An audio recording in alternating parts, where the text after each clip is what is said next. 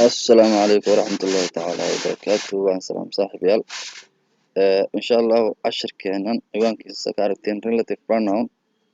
أيان إن شاء الله عشر كيسا قادم دونا definition of relative pronoun marka relative pronoun from the word relative waxay ka imaaday relationship macnaha laba jumlo oo isla ayay xiriirisaa waxaan la yiraahdo relative pronounka oo tusaalooyinkiisa iyo waxay relative pronoun kuwa aba waan u imaanayna insha Allah marka relative pronoun the word used to relate waxaa loo isticmaalaa to relate inay xiriiriso ama ay isla haysiiso a relative close to its noun close sidaasaba waa qayb ka mid ah jumlada waxaan waa sentence so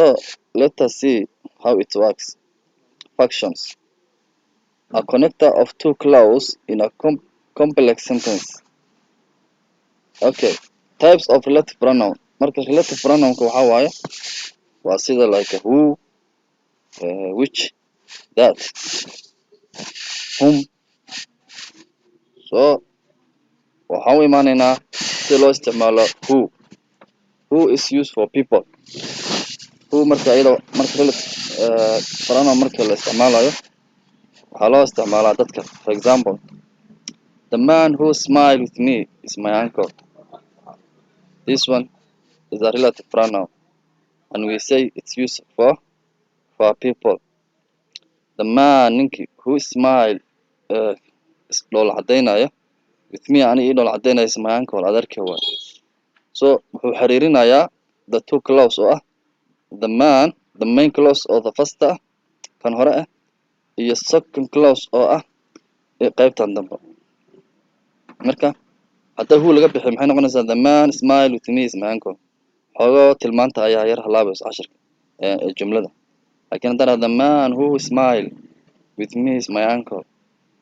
marka relative that's what we call it relative way xiriirinaysaa the two clause oo ah the first one and the second one and we say who is used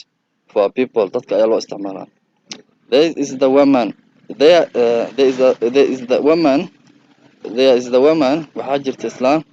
who wants to buy a car oo rabta inay gadato gaari marka who haddaan ka bixin waxay noqonaysaa there is the woman wants to buy a car iyadana tilmaanta xogo way halaabaysaa okay that's why we call it relative they relate the two clause laba clause ayay isku xiriiriyaan which is used for things or animal which iyada waxaa loo isticmaalaa wax shay ah iyo xayawaanka wixii aan nafleeyahay oo things oo shayaal ah iyo xayawaanka ayaa loo isticmaalaa tusaale example this is the key kani waa furihii which opens kaasoo furayay which opens your house kaasoo furayay gurigaaga so wuxuu hadda which iyadana waxay xiriirinaysaa that is the key kaas waa furihii iyo qaybtan dambe iyadana ah opens your house okay hadda which haddii laga bixi may noqonaysaa that is the key opens the dadan ma jirto grammatical error writing error waaye opens your house way noqonaysaa marka dadan this article is not supposed to here ma jirto okay that is the key kaas waa furihii which kaasoo opens your house gurigaaga furaya marka which haddii laga rabo arkay sentence-ka waxooga weyan macna beelaya that is the key kaas waa furihii opens your house gurigaaga furaya laakiin furayaal badan hadduu ku dhex jiro macnaha wuu ka tilmaamaya okay the cat yaa nuurta which sleeps seexato in your basket dambishaada is mine waa taydi which haddii laga bixi may noqonaysaa the cat sleeps on your basket is mine waa taydi marka xoogaa relative pronouns jumlooyinkan clause-ka ayay xiriiriyaan okay isticmaalkoodana waa sida hadda aan sheekaynayno whom ayadana waxaa loo isticmaalaa use for people as object whom ayada waxaa loo isticmaalaa dadka loo isticmaalaa laakiin object oo ah sidii qofku wax sameeyey subject ahaan iyada looma isticmaalo for example I love waan jeclahay the woman islaantii whom taasoo macnaha taas islaanta waxay samaysa ay u noqonaysa u nasboobaysa object waxaa la dhahaa qofka ficilka subject wuxuu sameeyey ayaa la yihahdaa object whom taasoo is sitting in the sitting in there oo xagga fadhido I love the woman whom is sitting in there islaanta waan jeclahay oo xagga fadhido waa tilmaan relative clause ayadana waxay xiriirinaysaa I love iyo whom I love the woman intaan ayada waxay kala xiriirinaysaa is sitting in there xagga ay fadhidaa okay the boy whom I call the boy wiilka whom kaasoo I call aan u yaaraystay shalay is my son waa wiilkaygi marka haddii laga bixi maxay noqonaysaa ina the boy I call yesterday is my son marka xoogoo arkis macnaha cashirka sentenceska jumlooyinka ayaa xoogoo xiriirkooda halaabaya haddii oo laga reebo relative pronounka okay tan kalena maxaa waaye iyadana whose used for possessive lahaansha ayadaa loo isticmaalaa tan possessive waxa lahaansha qofka lahaansha example the woman islaantii whose husband taasoo ninkeedii die u dhintay Mrs Angel waaye I saw a girl waxaan arkay gabar whose pity qoraxdeeda took my breath away taasoo qoraxdeeda macnaha ay qaadatay camal neefteeda qaadatay I saw a girl whose pity took my breath away islaan macnaha qof markaad wax la yaabto adaysaa macnaha markii neefta kaa soo baxdo xoogo afkala qaadka ayaa la yihahdaa breath away marka wuxuu yidhaha I saw a girl islaan ay gabar ayaan arkay whose taasoo pity qoraxdeeda took my breath away okay marka possessive waxaa loo isticmaal lahaansho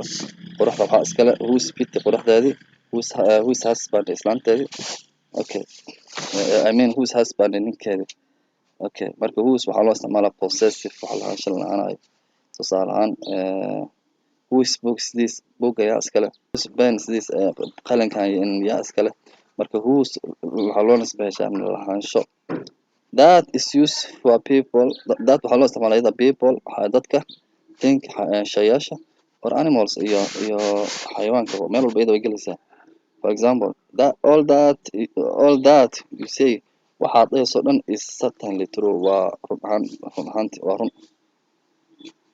okay I forget waan hilmaamay the film that I see filimkan arkay waan hilmaamay marka that iyada waxaa loo isticmaalaa tilmaan waxa laga soo dhex bixinayo meel dad u wada jira maxna waxa laga soo dhex tilmaan waxa laga soo dhex bixinayo meel walbana iyada way gashaa okay qaybtan kalena aan fiirino waxaan relative pronoun we use relative pronoun in a relative clause waxaa loo isticmaalaa relative pronoun relative clause oo ah jumlooyin isla ayaa loo isticmaalaa in isku xiriiriyo we use relative clause to give more information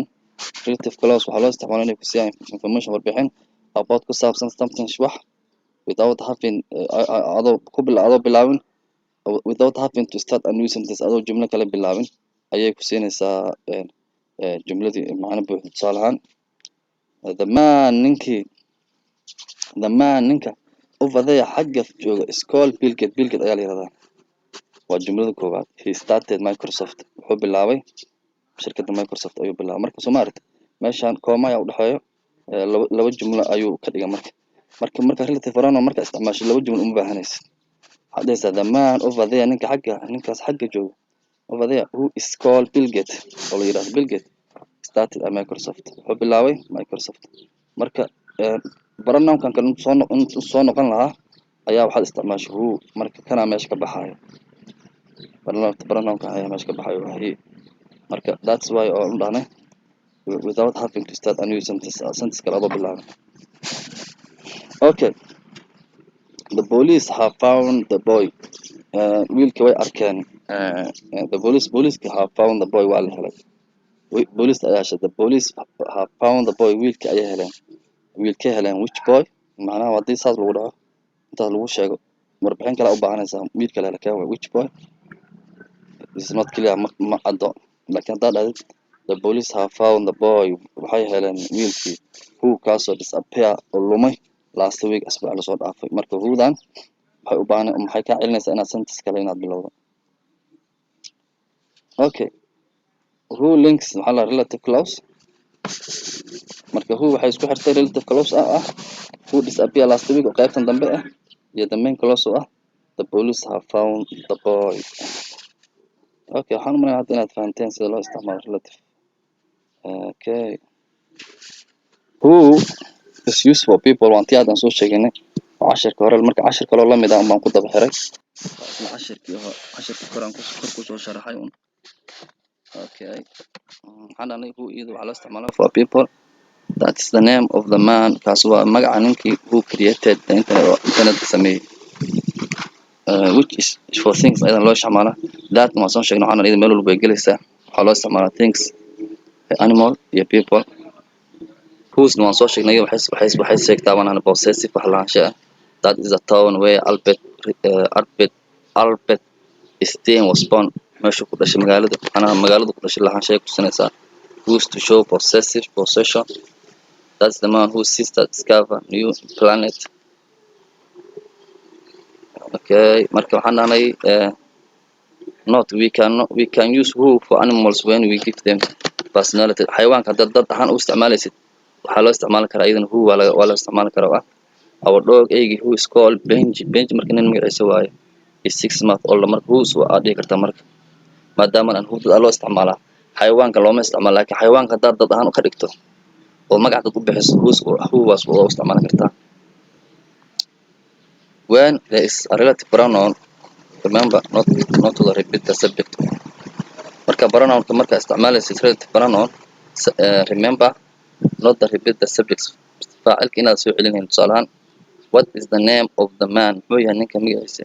who kaasoo he created our he macnahu faacilkii soo celiya dan he created the world wide www.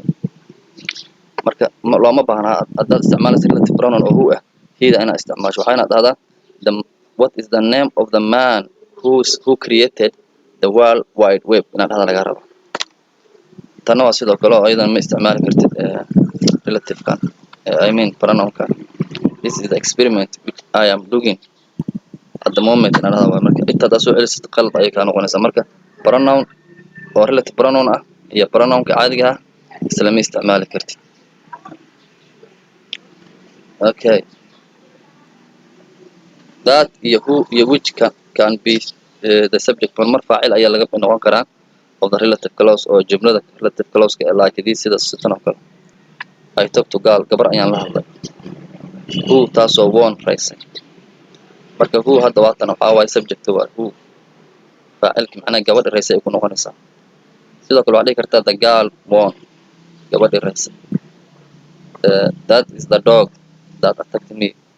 That sidoo kale waa subject waa attacked eyg ayuu u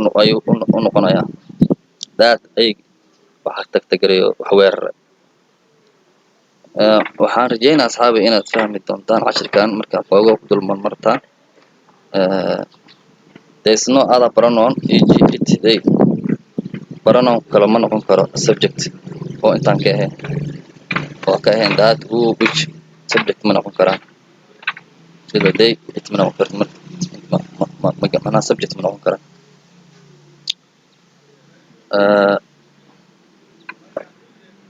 That who or which can also be object of the relative clause like this. The card which Tom sent was nice. Object waxaa la lahaa subject horta waa faacilka qofka wax samaysan oo ka hadlaya. Objectigana waxaa waayo kaas ayuu subjectiga ayuu qeexayaa. marka wuxuu dhahay the card which kaasoo Tom soo diray was nice aad u fiican yahay. Tom sent the card Tom sent the card. marka kuwaan inta ku jiraan waa object waxayna dhaxda ku jiraan waxayna qeexayaan the subject. There is no other pronoun e.g. him or them ma noqon kara ayagana object. Note the man I saw him was very rude. The man I saw him qalad. The man I saw him was very rude aad ayuu ku yirban marka qalad ay noqonaysaa marka ma noqon karto object him ma noqon karto him iyo them ma noqon karaan. Okay, sorry. When iyo that iyo who or iyo or which is the object of the relative clause. Ayaa kuwan waa object. The car Tom sent, we can leave them out. Non-defined relative isaga cashir kale ayaan kusoo qaadanaynaa. waa cashir kale oo isna in gaar loo soo qaato u habboon. waxaa la yidhahdaa non-defining iyo defined relative. Non-defining iyo defined relative waayo oo ah